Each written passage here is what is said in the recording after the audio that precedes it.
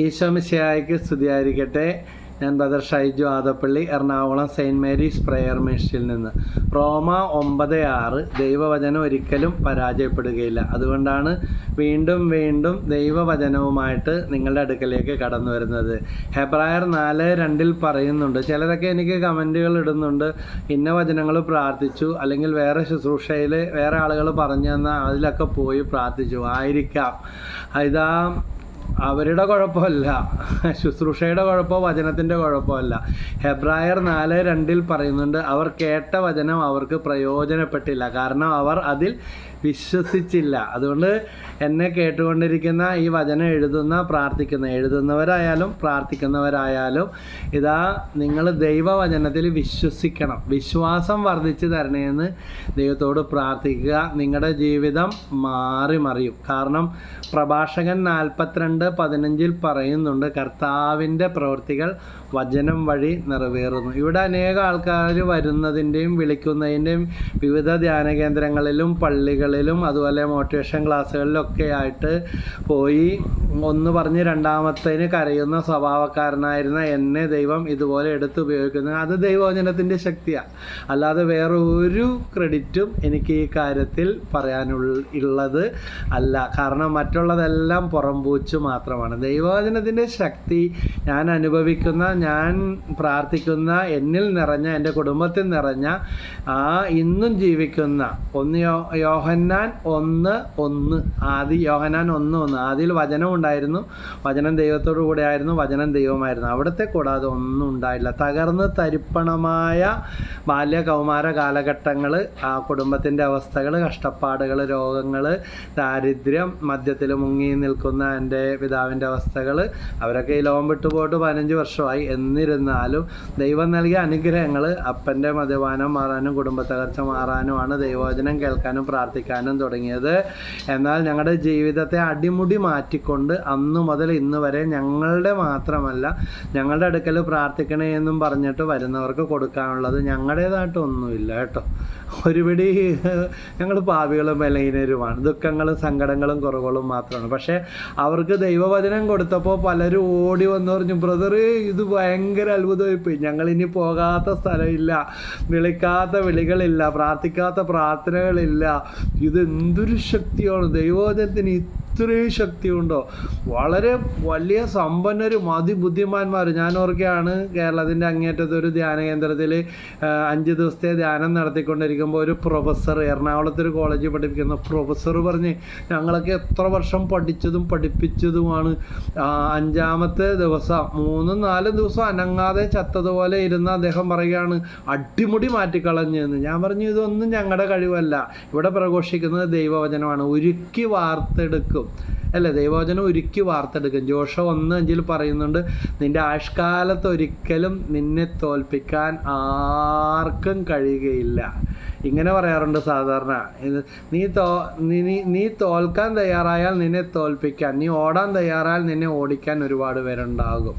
എന്നാൽ നീ തോൽക്കുകയില്ല എന്ന് തീരുമാനിച്ചാൽ നിന്നെ ഓടിക്കുന്നവരും തോൽപ്പിക്കാൻ വരുന്നവരും തന്നെ ഓടിപ്പോയിക്കൊള്ളും. അതുകൊണ്ട് ദൈവവചനത്തിൻ്റെ ശക്തിയിൽ നിറഞ്ഞ്, ദൈവവചനത്തിൻ്റെ ശക്തിയാൽ അടിമുടി നിറഞ്ഞ്, ദൈവവചനത്തിൻ്റെ ശക്തിയാൽ കുടുംബം നിറഞ്ഞ്, ദൈവവചനത്തിൻ്റെ ശക്തി പ്രാർത്ഥിക്കുകയും വ്യാപരിക്കുകയും ചെയ്യുമ്പോൾ അത്ഭുതങ്ങളും അടയാളങ്ങളും രോഗശാന്തികളും സംഭവിക്കും. യേശു വചനം പറഞ്ഞപ്പോൾ, അപ്പോസ്തലന്മാർ വചനം പറഞ്ഞപ്പോൾ സംഭവിച്ച അതേ ശക്തി, ഈക്വൽ ടു ദാറ്റ്, അതേ പവറാണ് ഇന്ന് കർത്താവേ ഇത് എനിക്കായിരിക്കണം, എനിക്കും ഇതുപോലെ സംഭവിക്കട്ടെ എന്ന് പ്രാർത്ഥിച്ചാൽ ഇതാ ഇന്ന് ഇപ്പോൾ ഇവിടെ ഈ വചനം കേട്ടുകൊണ്ടിരിക്കുന്നവർക്ക് അത്ഭുത അടയാള രോഗശാന്തി അഭിഷേകം ഉണ്ടാകും. ഞാൻ ഓർക്കുകയാണ്, ഒരു മകനെയും കൂട്ടിക്കൊണ്ട് പ്രാർത്ഥിക്കാനായിട്ട് വന്ന ഒരു പിതാവ്, അദ്ദേഹം ഭയങ്കര സങ്കടത്തിൽ, അദ്ദേഹത്തിൻ്റെ ബിസിനസ്സും തകർന്നു പോയി. ഭാര്യ വർഷങ്ങളായിട്ട് ടീച്ചറാണ്, പെർമനൻ്റ് ആയിട്ടില്ല, പേപ്പറൊന്നും കിട്ടിയിട്ടില്ല, ശമ്പളവും അരിയേഴ്സായിട്ട് കിടക്കുന്നു, ഒന്നും കോടതിയിലും അവിടെ ഇവിടെ ആയിട്ടൊക്കെ. ഞാൻ പറഞ്ഞു, നിങ്ങളൊന്ന് വചനം കേൾക്കും, പറ്റുമെങ്കിൽ ഭാര്യനെ, ഒരു പ്രാവശ്യം ഭാര്യനെയും കൊണ്ടുവന്നു. അവർ കുടുംബം വചനം കേട്ട് പ്രാർത്ഥിച്ചു. പിന്നെ ഓടി വന്നു, ബ്രദറേ കോടതിയിൽ നിന്ന് വിധിയായി, എത്ര വർഷം കെട്ടിക്കിടന്നതായി, ഇത്രയും പെട്ടെന്ന് എങ്ങനെ തീർന്നു, ഇത് അത്ഭുതമാണ്. ഓടി വന്നിട്ട് പറഞ്ഞ, ഇതാണ് ടീച്ചറായിട്ട് പെർമനൻ്റ് പോസ്റ്റ് മറ്റേ ഓർഡർ കിട്ടി, കോടതിയിൽ നിന്ന് അത് അനുകൂലമായ വിധി കിട്ടിയെന്നും പറഞ്ഞിട്ട് ഓടി വന്നതാണ്. അതുപോലെ നമ്മുടെ കുരുങ്ങിക്കിടക്കുന്ന നമ്മുടെ അവസ്ഥകൾ, തകർന്നു കിടക്കുന്ന ബിസിനസ്സുകൾ, പിശാച് അവകാശവാദം പ്രഖ്യാപിച്ച് വെച്ചിരിക്കുന്ന മേഖലകളെല്ലാം ദൈവശക്തിയാൽ തുറക്കപ്പെടും. 20 വർഷമായിട്ട് കുഞ്ഞുങ്ങളില്ലാത്ത ദമ്പതികൾ വന്ന് ഇനി മുട്ടാത്ത, പോകാത്ത, ഓടാത്ത വാതിലുകളില്ല. ഭർത്താവ് വരാൻ തയ്യാറായിരുന്നില്ല, പക്ഷെ പിന്നെ വന്നു, വചനം കേട്ട്, കൗൺസിലിംഗ് എടുത്ത്, NLP ഇട്ട് പ്രാർത്ഥിച്ചു. വിശ്വാസത്തോടെ സാക്ഷ്യപ്പെടുത്താൻ നിങ്ങൾ കുഞ്ഞുമായിട്ട് വരണമെന്ന് പറഞ്ഞു. അങ്ങനെ കുഞ്ഞുമായിട്ട് വന്നു.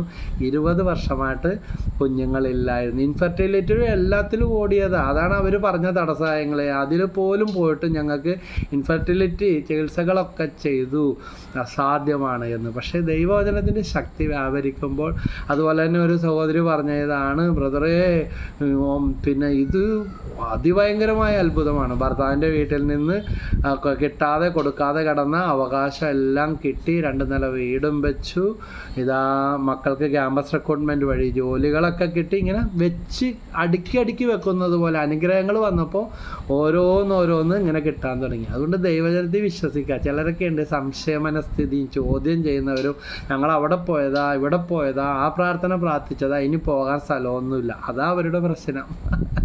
ധനികനായ യുവാവ് യേശുവിൻ്റെ അടുക്കൽ വന്നപ്പോൾ ഈശോ പറയുന്നുണ്ട്, എല്ലാ പ്രമാണവും പാലിക്കുന്നവനാണെന്നൊക്കെ അവൻ പറഞ്ഞു, പക്ഷേ നിനക്ക് ഒരു കുറവുണ്ട്. അവിടെ ഓടി, ഇവിടെ ഓടി.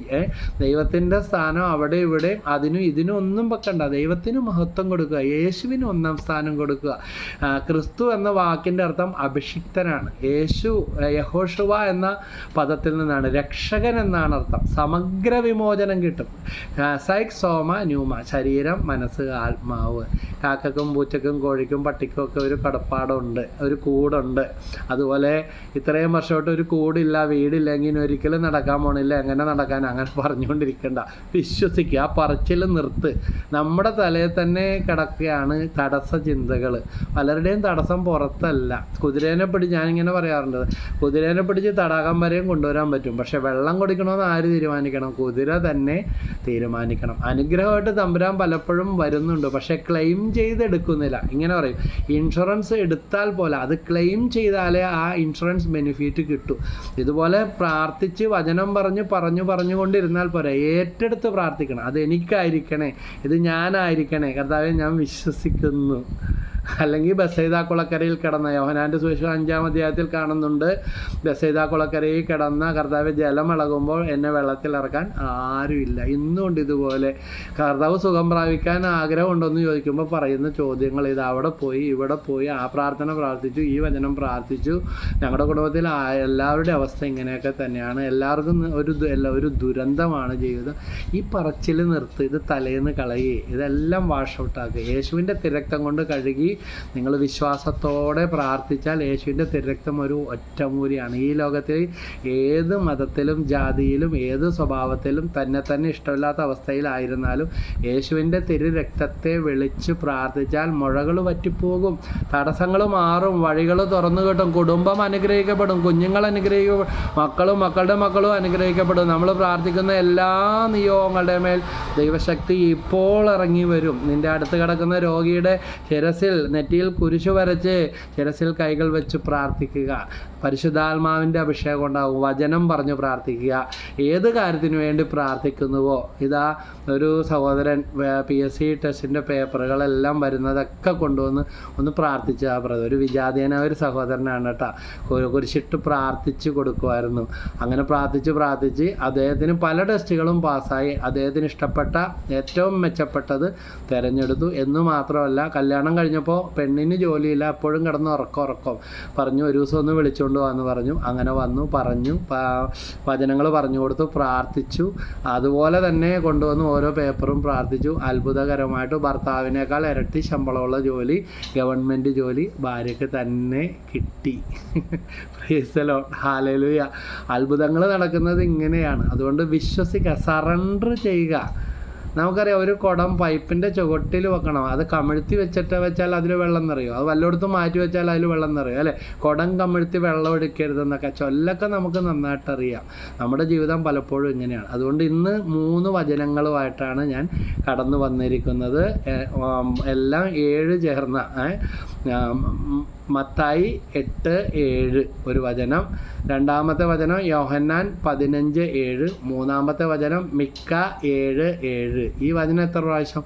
33 പ്രാവശ്യം വെച്ച് 21 ദിവസം നിങ്ങൾ ശക്തമായിട്ട് പ്രാർത്ഥിച്ചാൽ നിങ്ങളുടെ ജീവിതത്തിൽ അത്ഭുതം നടക്കും. ദാനിയേലിൻ്റെ പുസ്തകം 10-ാം അധ്യായത്തിൽ കാണുന്നുണ്ട് ദാനിയേൽ പ്രാർത്ഥിക്കുന്നത്. 21 ദിവസത്തെ ആ പ്രാർത്ഥനയ്ക്ക് ശേഷം ദൈവം ആ പ്രാർത്ഥനയിൽ സംപ്രീതനാവുന്നത്. ഇനി 33 ജെറമിയ 33:3 പറയുന്നുണ്ട് കർത്താവിൻ്റെ ഫോൺ നമ്പർ, എന്നെ വിളിച്ചപേക്ഷിക്കാൻ ഞാൻ നിനക്ക് ഉത്തരം അരുളും. അതുപോലെ തന്നെ 33 നമ്മുടെ കർത്താവിൻ്റെ പരസ്യ ഈ ഭൂമിയിലെ ജീവിതം 33 വർഷക്കാലമായിരുന്നു. അപ്പം 33 പ്രാവശ്യം ഈ ബോധ്യത്തോടെ 21 ദിവസം ശക്തമായിട്ട് വിശുദ്ധിയിൽ നിന്നുകൊണ്ട് നിങ്ങൾ പ്രാർത്ഥിക്കുക. പാപങ്ങളൊക്കെ ഉപേക്ഷിച്ച് മാനസാന്തരപ്പെട്ട് ആരെങ്കിലോട് വെറുപ്പോ വൈരാഗ്യമോ വാശിയൊക്കെ ഉണ്ടെങ്കിൽ അത് ഇന്നത്തെയോടുകൂടി പൂർണ്ണമായിട്ട് ഉപേക്ഷിക്കുക. താഴേക്ക് ഇറങ്ങുക, എളിമപ്പെടുക, മാപ്പ് ചോദിക്കേണ്ടതാണെങ്കിൽ മാപ്പ് ചോദിക്കുക. കുമ്പസാരിച്ച് കുർബാന സ്വീകരിച്ചിട്ടില്ലാത്തവരാണെങ്കിൽ കുമ്പസാരിച്ച് കുർബാന സ്വീകരിക്കുക. തൊട്ടടുത്ത ദിവസങ്ങളിൽ തന്നെ ഒരുങ്ങി ഒരു കുമ്പസാരമൊക്കെ നടത്തുക. അപ്പോൾ ഈ വചനങ്ങൾ നമുക്ക് ഏതൊക്കെയാണെന്ന് ഒന്ന് നമുക്ക് നോക്കാം.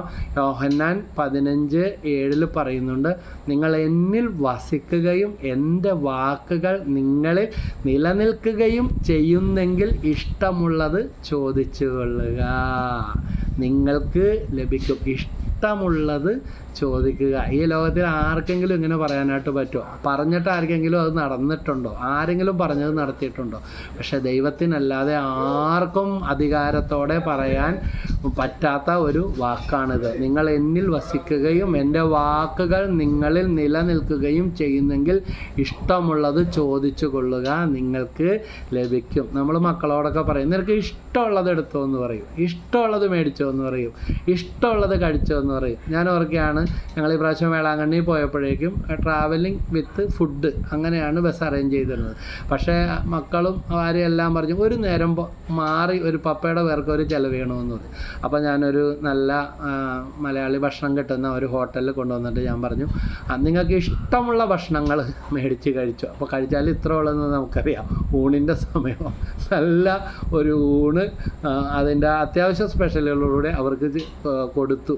അപ്പോൾ ആ മകൻ പറഞ്ഞു, അതിൻ്റെ പേയ്മെൻറ്റ് ഞാൻ കൊടുത്തോളാം പപ്പയെന്ന് പറഞ്ഞ്. ഇതുപോലെ തന്നെയാണ് അവൻ തന്നെ അതിൻ്റെ പേയ്മെൻറ്റ് കൊടുത്തു, എന്നെക്കൊണ്ട് ഒന്നും കൊടുപ്പിച്ചില്ല. ഇഷ്ടമുള്ളത് എല്ലാവർക്കും സന്തോഷമായി. അത് വേണ്ട ഇത് വേണ്ട എന്നല്ല, അവിടെ ഇത്രയൊക്കെ ഉള്ളത് ഇഷ്ടമുള്ളത്. ഇതുപോലെ തന്നെ ഇതാ പുത്രൻ യേശു സ്വർഗത്തിൻ്റെ മുമ്പിൽ പിതാവിൻ്റെ മുമ്പിൽ പറയും, പിതാവേ അതങ്ങ് കൊടുത്തേക്ക്, കുറേ നാളായി നമ്മുടെ ഈ മക്കൾ കരയുന്നു, അല്ലെങ്കിൽ ഇവർ ഒരുപാട് വിഷമത്തിലാണ് എന്ന്. അപ്പോൾ ജാതിയും മതവും ഒന്നും നോക്കിയല്ല, നമ്മുടെ അവസ്ഥ എന്താണെന്ന് നോക്കിയല്ല, നമ്മുടെ പ്രായം നോക്കിയല്ല. 12 വർഷം പഴക്കമുള്ള രക്തസ്രവക്കാരി മാർക്കോസ് 5 12 വയസ്സ് ആയ ജായുരൂസിൻ്റെ കൊച്ചുമകൾ ഇതാ യേശു എത്തുമ്പോഴേക്കും മരിച്ചു കഴിഞ്ഞു. ഈ 2 സ്ഥലത്തും ഈശോ അത്ഭുതം പ്രവർത്തിക്കുന്നത് പിന്നെ മാർക്കോസ് 5:34, 5:36 അവിടെ എല്ലാം കാണുന്നുണ്ട്. സ്ത്രീയെ സമാധാനത്തോടെ വ്യാധിയിൽ നിന്നും 5:36 പറയുന്നുണ്ട്, ഭയപ്പെടേണ്ട, വിശ്വസിക്കുക മാത്രം ചെയ്യുക. അപ്പം ഇന്ന് ഈ 3 വചനങ്ങൾ യോഹന്നാൻ 15:7 നിങ്ങൾ എന്നിൽ വസിക്കണം, വെറുപ്പ് മാറ്റണം, സ്നേഹത്തിൽ നിലനിൽക്കണം, വിശുദ്ധിയിൽ ജീവിക്കണം, എൻ്റെ വാക്കുകൾ നിങ്ങളിൽ നിങ്ങൾക്ക് ആവശ്യമുള്ള ആളെ ദൈവം നിങ്ങളുടെ അടുത്തേക്ക് കൊണ്ടുവരിക. ഇത് എന്നോടൊരു മനുഷ്യൻ പറഞ്ഞതാ, ബ്രദർ ഇത് പെർഫെക്റ്റാണ്, ഇത് 100% ആണ്. നേരത്തെ 500 കിലോമീറ്റർ വണ്ടി ഓടിച്ച് പോയിട്ടും വർക്ക് ഒരെണ്ണം പോലും കിട്ടാതെ വിഷമിച്ച് പെട്രോളും കത്തിച്ച് കടവുമായിട്ട് തിരിച്ചു വന്നിട്ടുണ്ട്. ഇപ്പോൾ 1000 കിലോമീറ്റർ അപ്പുറത്തുനിന്ന് നമ്മളെ അന്വേഷിച്ച് വർക്ക് കൊണ്ട് തന്നിട്ട് സോറി വേണ്ട വേറെ ആർക്കെങ്കിലും കൊടുത്തോ, കാരണം ഓടി അന്വേഷിച്ച് പോകാതെ ഇവിടെ കൊണ്ടുവന്ന് ദൈവം ആ വർക്ക് തരിപ്പിക്കുന്ന നല്ല സമൃദ്ധി കൊടുത്ത ഉയർച്ച കൊടുത്ത അവസ്ഥയായിത്തീരുന്നു. ബ്രദർ ഇത് 100% കറക്റ്റാണെന്ന് പറയുന്ന, പണ്ട് കരഞ്ഞുകൊണ്ട് വിഷമിച്ച് വരുന്ന വ്യക്തിയാണ്, പക്ഷേ ഇത് കറക്റ്റാണ് ബ്രദറെ എന്ന് പറയുന്ന ഇതാണ് വ്യക്തിയെ കണ്ടിട്ടുണ്ട്. Price the Lord, hallelujah. എൻ്റെ ജീവിതത്തിൽ പല കാര്യങ്ങളിലും നമ്മൾ പറഞ്ഞുകൊണ്ടിരിക്കുന്നത്. അപ്പോൾ എൻ്റെ ഭാര്യ പറയും, ഇതേ ഇന്ന് ഈ കാര്യം രാവിലെ പറഞ്ഞുള്ളല്ലോ, അല്ലെങ്കിൽ ഇന്നലെ പറഞ്ഞു അതേ ഇന്ന് ആ ആൾ വന്ന്, അല്ലെങ്കിൽ ഇന്ന് ആ തടസ്സം മാറിക്കിട്ടി, അല്ലെങ്കിൽ ഇവരുടെ കാര്യം ഇന്നലെ പറഞ്ഞു അപ്പോഴാണ് വിളിച്ച് പറഞ്ഞത് ബ്രദറെ ശരിയായിട്ടാ, ഇത് ഭയങ്കര അത്ഭുതമായിപ്പോയി, ഇന്നലെ ബ്രദർ ഇവിടെ പറഞ്ഞതാണ്, ഞങ്ങൾ പറഞ്ഞു പ്രാർത്ഥിച്ചതാണെന്ന് പറയുന്ന അങ്ങനത്തെ പല മിറാക്കിൾസും ഉണ്ട്. അപ്പോൾ നിങ്ങൾ എന്നിൽ വസിക്കുകയും, ബ്രദർ മനുഷ്യനാണ് കേട്ടോ, ദൈവമൊന്നുമല്ല, നിങ്ങളെപ്പോലെ തന്നെ സാധാരണ പച്ചയായ ഒരു മനുഷ്യനാണ്. ഭാര്യയുണ്ട്, മക്കളുണ്ട്, കുടുംബമുണ്ട്, കുടുംബത്തിൻ്റെ ജോലികളും ശുശ്രൂഷകളും എല്ലാം ഉണ്ട്. അതോടൊപ്പം തന്നെ ഞങ്ങൾ അനുഭവിച്ചറിഞ്ഞ ആ ദൈവസ്നേഹം അനുഭവിക്കാത്ത, അറിയാത്ത നാനാജാതി മത്സര അനേകരോട് ഈ രഹസ്യത്തെക്കുറിച്ച്, ഈ യേശുവിനെക്കുറിച്ച്, ഞങ്ങൾ അനുഭവിച്ച ദൈവസ്നേഹത്തെക്കുറിച്ച് പങ്കുവെക്കുന്നു. കാരണം ഇപ്പോഴും ഈ സ്നേഹം അനുഭവിക്കാത്ത, മരിച്ചാൽ മതി, ജീവിക്കണ്ട, ഇനി എന്ത് പ്രാർത്ഥിച്ചിട്ടും കാര്യമില്ല, ഇനി ഓടാത്ത സ്ഥലമില്ല, എങ്ങനെയാണ് പ്രാർത്ഥിക്കേണ്ടത്, ആരോടാ പറയേണ്ടത് എന്നോർത്ത് വിഷമിക്കുന്ന, പ്രത്യാശ നഷ്ടപ്പെട്ട, ഉറക്കം പോലും ഇല്ലാത്ത, ജീവിതം അവസാനിപ്പിച്ചാൽ മതി എന്ന് വിചാരിക്കുന്നവരൊക്കെ ഉണ്ട്.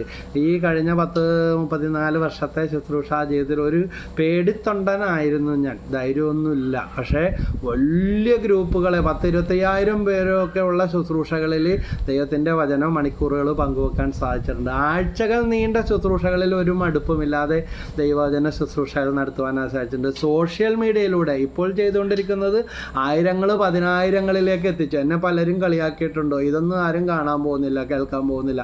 പക്ഷെ ഇപ്പോൾ 2 കൈ നീട്ടി യൂട്യൂബിലൂടെ വചനത്തിന് വേണ്ടി, ബ്രദറെ രാവിലെ എഴുന്നേൽക്കുമ്പോൾ ബ്രദർ വചനം ഇട്ടിട്ടുണ്ടാ നോക്കുന്നത് അത് കേൾക്കാൻ വേണ്ടിയാണ് ഇരിക്കുന്നത് എന്ന് പറയുന്ന പലരും ഉണ്ട്. ഇവിടെ പലരും വളരെ ദൂര സ്ഥലങ്ങളിൽ നിന്നൊക്കെ വന്നിട്ടുണ്ട്, വിളിച്ചിട്ടുണ്ട്. വരാൻ വേണ്ടിയൊന്നും അല്ല കേട്ടോ പറഞ്ഞത്.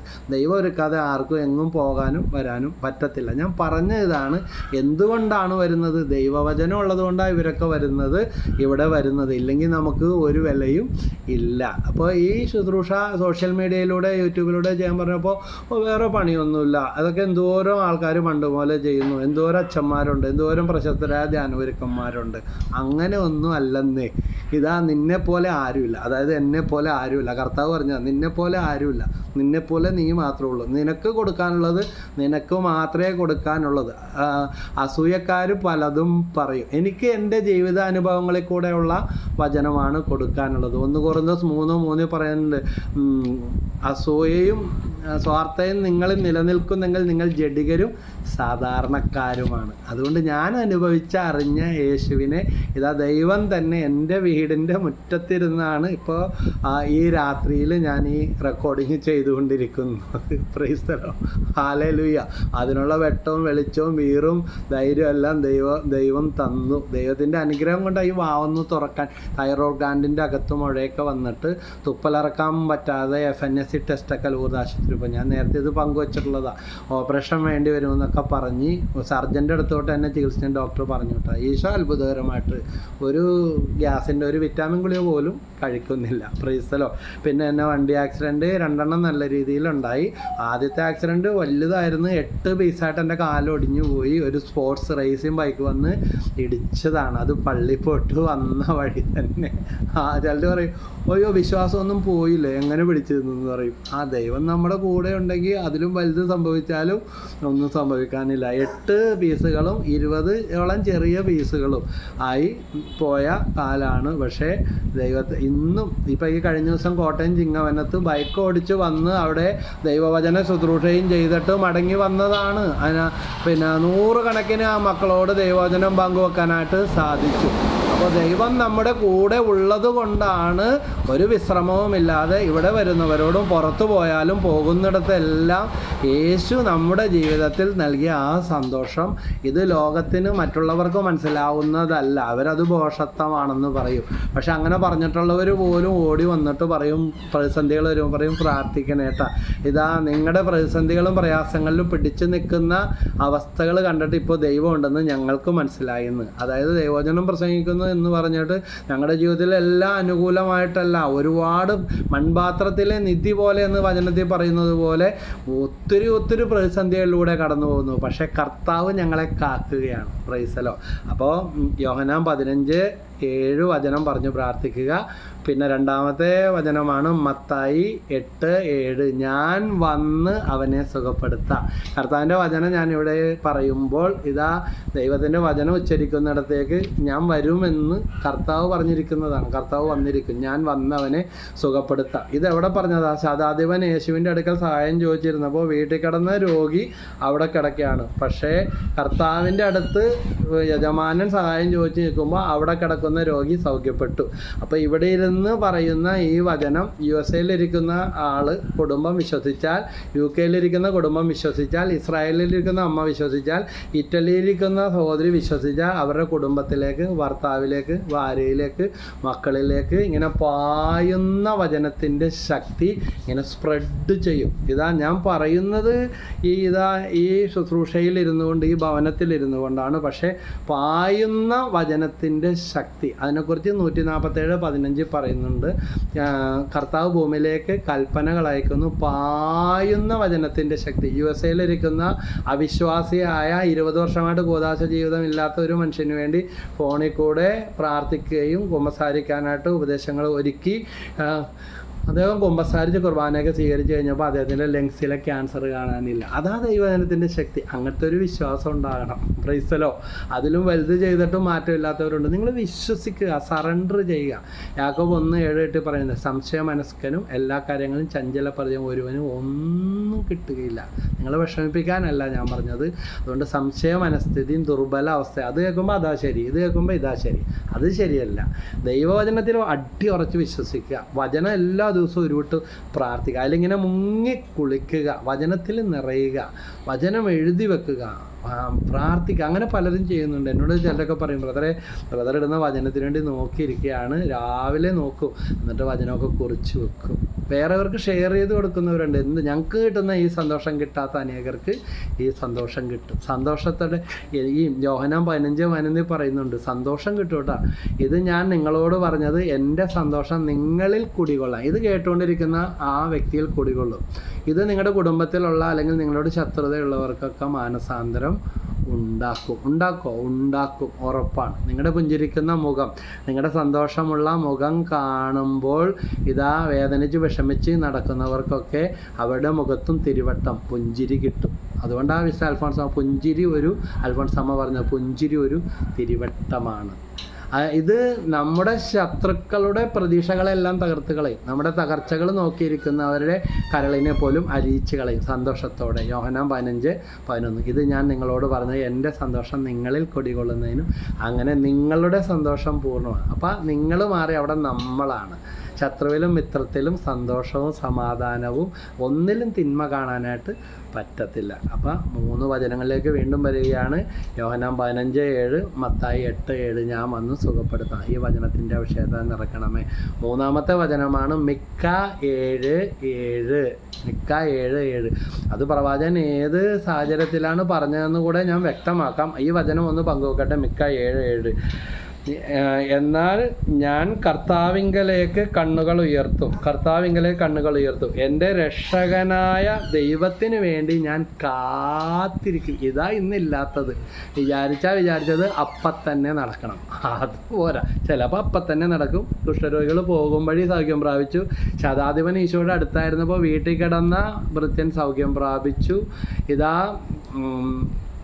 യേശു തൊട്ടവരും യേശുവിനെ തൊട്ടവരൊക്കെ സൗഖ്യം പ്രാപിക്കുന്നുണ്ട്. ദൈവത്തിൻ്റെ തീരുമാനം. യേശുവിൻ്റെ സ്നേഹിതനായ ലാസർ മരിച്ച് അടക്കി 3 ദിവസം കഴിഞ്ഞിട്ടാണ് ഈശോ വന്നത്. പക്ഷേ നാറ്റം വന്നിരുന്നു. പക്ഷേ കർത്താവ് വന്നപ്പം മാറ്റം വന്നു. കർത്താവിന് കഴിയാത്തതായിട്ട് ഒന്നുമില്ല. Price the Lord. ഹല്ലേലൂയ. അത് ഈ പറയുന്നതൊക്കെ വചനോ. ഉൽപ്പത്തി 18:14. കർത്താവിന് കഴിയാത്തതായിട്ട് എന്തെങ്കിലും ഉണ്ടോ? Praise the lord. യോഹന്നാൻ 11:44. അവൻ്റെ കെട്ടുകൾ അഴിക്കുക. ഇതാ അവൻ്റെ കെട്ട് അവിടെ കൂടിയിരുന്നവരെ കൊണ്ടാണ് യേശു അഴിപ്പിച്ചത്. അതുകൊണ്ട് കാഴ്ചക്കാരായിട്ട് വരുന്നവരെയും വിമർശിക്കാൻ വരുന്നവരെയൊക്കെ അവർക്കും കൂടെ കർത്താവ് പണി കൊടുക്കും. അവരെയും മാനസാന്തരപ്പെടുത്തും. സമരിയാക്കാരി സ്ത്രീ പറഞ്ഞത് കേട്ട് യേശുവിനെ കാണാൻ, ഞാൻ ചെയ്ത കാര്യങ്ങൾ എന്നോട് പറഞ്ഞവനെ നിങ്ങളും വന്ന് കാണുക എന്നും പറഞ്ഞ് അവർ കാണാൻ വേണ്ടി വന്നു. പക്ഷേ യേശുവിനെ അനുഭവിച്ച് യേശുവിൻ്റെ വചനങ്ങൾ കേട്ടപ്പോൾ അവരും ജ്വലിച്ചു. അപ്പോൾ അവർ പറഞ്ഞതാ, ഇനി മുതൽ ഇവള് പറഞ്ഞത് കൊണ്ടല്ല, ഞങ്ങളും അവനെ കാണുകയും കേൾക്കുകയും അറിയുകയും ചെയ്തിരിക്കുന്നു. അതുകൊണ്ട് കമൻറ്റ് പറഞ്ഞ് കളിയാക്കി മാറി നിന്നിട്ടോ വിമർശിച്ചുകൊണ്ടിരുന്നിട്ടോ ഒരു കാര്യമില്ല. പള്ളിയിൽ പോയി പുറത്തുനിന്ന് കുർബാന കൂടിയിട്ടോ പാരിശാലിൻ്റെ അവിടെ നിന്നല്ല കൂടേണ്ടത്. അൾത്താരയുടെ അടുത്തേക്ക് വൈദികരോട് സഭയോട് വിമർശന ബുദ്ധിയും വെച്ചിട്ട് കൂദാശകളിൽ നിന്നിട്ട് വല്ല കാര്യമുണ്ടോ? സിപ്രിയൻ പറയുന്നുണ്ട്, ഇതാ തിരുസഭ നമ്മുടെ മാതാവാകുമ്പോഴാണ് ദൈവം നമ്മുടെ പിതാവാകുന്നത്. അതുകൊണ്ട് തിരുസഭാ മാതാവിനോട് ചേർന്ന് നിൽക്കാം. കമൻറ്റ് പറയുന്ന തള്ളി പറയുന്നവരുടെ അറിവുകേട് കൊണ്ടായിരിക്കാം. തിരിച്ചു വാ. കുറവുകളില്ലാത്ത മനുഷ്യരാരുമില്ല. എത്രയോ പരമപരിശുദ്ധരായ വൈദികർ, സന്യസ്തർ, സമർപ്പിതർ സഭയിലുണ്ട്.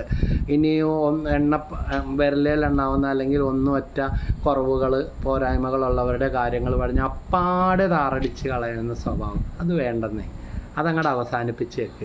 ദൈവത്തെ, സഭയെ തള്ളിപ്പറയുന്ന, വിമർശിക്കുന്ന, തർക്കിക്കുന്നവരുടെ കൂട്ടത്തിൽ അത്ഭുത രോഗശാന്തികളെക്കുറിച്ചൊക്കെ സൂര്യനിൽ നിന്ന് വെളിച്ചം മാത്രമല്ല വരുന്നത്. അതിനെ പഠിക്കുന്ന ശാസ്ത്രജ്ഞന്മാർ നമ്മൾ കണ്ടിട്ടുള്ള കേട്ടുള്ളതിൻ്റെ അപ്പുറം ഗുണങ്ങൾ, വെളിച്ചവും ചൂടും പ്രകാശവും അൾട്രാവയലറ്റ് രശ്മികളും അങ്ങനെ പലതും അതിൽ നിന്ന് വരുന്നുണ്ട്. അതില്ലാതായ അറിയാം. ഓരോന്നിനും അതിൻ്റെതായ ഗുണങ്ങളുണ്ട്.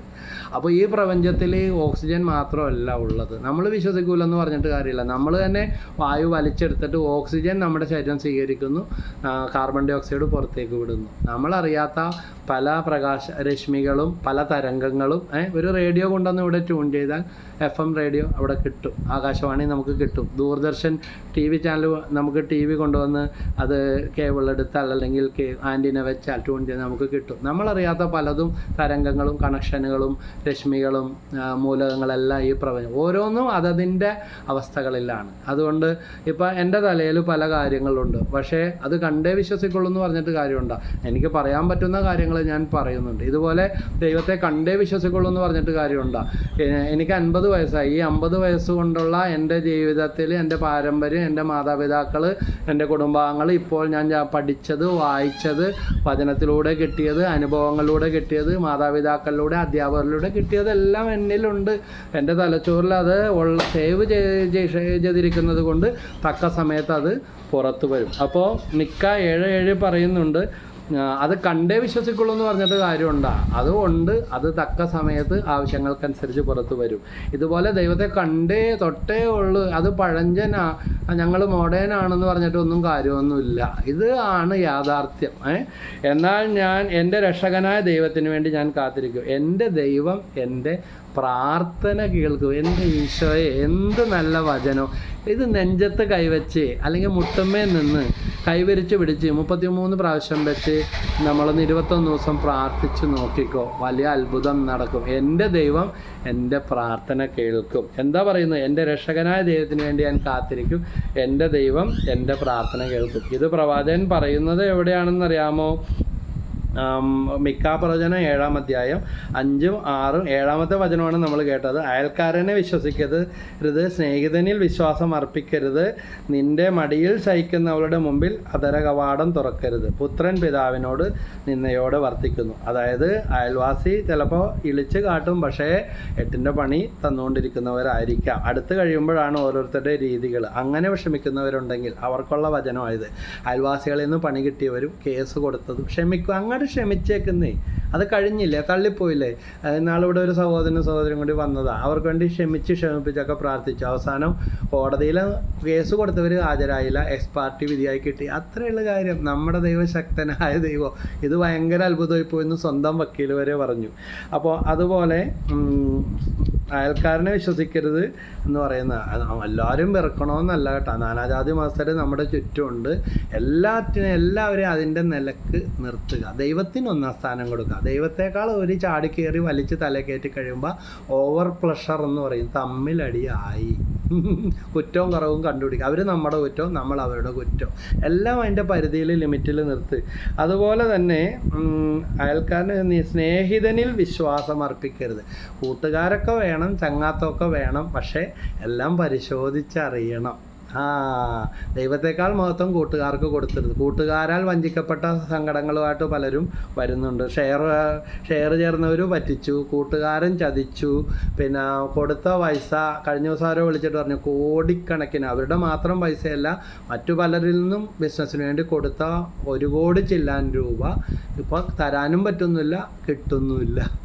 പക്ഷേ ഇതുപോലെ പ്രാർത്ഥിക്കാൻ വന്ന 50 ലക്ഷം രൂപ സ്വന്തം കൂടപ്പറപ്പിന് കൊടുത്തിട്ട് ഭാര്യയും ഭർത്താവും തമ്മിൽ മുട്ടനടി. എന്നാൽ അവന് കൊടുക്കുന്നുമില്ല, അവനോട് ചോദിക്കാനുള്ള എളിമ ഈ മനുഷ്യനില്ല. ഇവർ അതിനേക്കാൾ വീർപ്പ് മുട്ടുന്ന അത്യാവശ്യമുണ്ട്. അത്യാവശ്യമുള്ളപ്പോൾ കൊടുക്കാമെന്നുകൊണ്ട് പല രീതിയിൽ സൂചിപ്പിച്ച് കഴിഞ്ഞു. പക്ഷേ ഒരു രക്ഷയില്ല. വന്ന് വചനം കേട്ട് പ്രാർത്ഥിക്കാൻ പറഞ്ഞു, ക്ഷമിച്ച് ക്ഷമ കൊടുത്ത് തമ്മിലടിയാ, മിണ്ടാതിരിക്കുക, വെറുപ്പ് മാറ്റി തിരക്തം കൊണ്ട് കഴുകി പ്രാർത്ഥിച്ചപ്പോൾ കൊണ്ടുവന്ന് പകുതിക്കാശ് വീട്ടിൽ കൊടുത്ത് കുറച്ച് ദിവസം കഴിഞ്ഞപ്പോൾ ബാക്കി 25 ലക്ഷം കൂടെ കൊടുത്തു. അതുകൊണ്ട് നമ്മൾ മറ്റുള്ളവരുടെ പ്രീതിയും ഇഷ്ടമൊക്കെ അന്വേഷിച്ച് ചെയ്ത് കൂട്ടുന്ന സ്നേഹിതന് വേണ്ടി ജീവൻ ബലി കഴിക്കണമെന്ന് ഈശോ പറഞ്ഞിട്ടുണ്ട്. പക്ഷേ ദൈവത്തെക്കാൾ സ്ഥാനം ഇവർക്കാർക്കും കൊടുക്കാൻ പറ്റും. ദൈവത്തിന് കേന്ദ്രഭാഗത്തിരുത്തുക. അതുപോലെ നിൻ്റെ മടിയിൽ ശയിക്കുന്നവളുടെ മുമ്പിൽ അധര കവാടം തുറക്കരുത്. അത്രക്ക് നിനക്ക് പ്രിയപ്പെട്ടവരാണെങ്കിൽ പോലും എല്ലാവരോടും പറയുന്നത് അത്ര നല്ലതല്ല. അതുകൊണ്ട് സംസാരമൊക്കെ നിയന്ത്രിച്ച് ദൈവത്തോട് പ്രാർത്ഥനയിൽ എന്ന് പറഞ്ഞാൽ സ്നേഹിക്കേണ്ടവരെ സ്നേഹിക്കണോട്ടാ. ഭാര്യനും മക്കളെയൊക്കെ കൊടുക്കേണ്ട സ്നേഹം കൊടുക്കാതെ നാട്ടുകാർക്ക് വചനം പറഞ്ഞു കൊടുത്തിട്ട് വല്ല കാര്യമുണ്ടോ? ഒരു കാര്യമില്ല. തട്ടിപ്പാണെന്ന് പറയും. ഒരു വീട്ടിൽ ചെന്നപ്പോൾ ആ സഹോദരി ഭർത്താവും മോളിലാണെന്ന് പറഞ്ഞിട്ട് പറഞ്ഞു, ബൈബിളും വെച്ചുകൊണ്ട് 24 മണിക്കൂർ ഇരിപ്പാ, കൂടെ കിടക്കത്തില്ല, എങ്ങും കൂടെ കൊണ്ടുപോകത്തില്ല, ഫുൾ ടൈം ബൈബിളും വെച്ചുകൊണ്ട് ഇരിപ്പാ. ഇതെന്ത് ആത്മീയ ജീവിതം? ഇതെന്ത് മാനസാന്തരം? അപ്പടി സോണും കരിസ്മാറ്റിക്കും അതും ഇതെല്ലാം പറഞ്ഞ് നടപ്പം. ഇത് അതിൻ്റെ പേരാ കാപട്യം എന്ന് പറഞ്ഞാൽ. നമുക്കാരും വിധിക്കാൻ അധികാരമില്ല, പക്ഷെ അത് കാപട്യമാണ്. എതിർ സാക്ഷ്യമാണ്. സ്വന്തം പങ്കാളിയിൽ നിന്ന് ഭാര്യ ഭർത്തൃ ധർമ്മമൊന്നും നിറവേറ്റാതെ കിടപ്പറയിൽ പോലും ഐക്യമില്ല. പിന്നെ എല്ലാം ദൈവഭക്തിയുടെ പേര് പറഞ്ഞ് കള്ളത്തരത്തിലൂടെ ഒളിച്ചോട്ടം, രക്ഷപ്പെടുന്ന അവസ്ഥ. അത് ശരിയായ ഏർപ്പാടല്ല. അപ്പോൾ മരുമകൾ, പുത്രൻ വീണ്ടും പറയുന്നു, ഭാര്യനെ വെറുക്കണമെന്നല്ല, ഭാര്യയും വേണം മക്കളും വേണം.